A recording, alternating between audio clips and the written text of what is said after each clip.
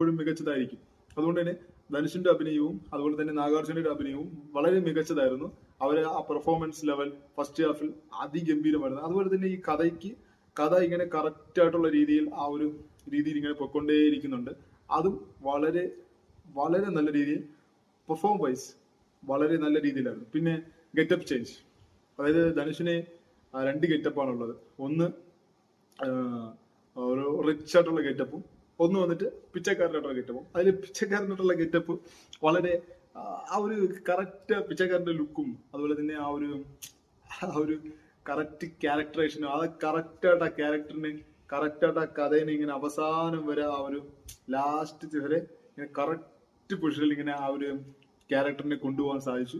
അതിന് ഒരു കൺഗ്രാറ്റ്സ്. പിന്നെ ഇതിലേക്ക് ആ വില്ലനെ ക്ലിയർ ആയിട്ട് വില്ലന്റെ പേരറിയില്ല, ബട്ട് വില്ലനാണ്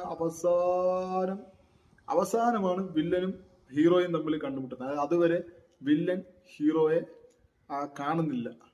വില്ലനും ഹീറോയും തമ്മിലൊരു കോമ്പിനേഷൻ സീൻസ് ഇല്ല. അതിനിടയിൽ ഒരു സീൻ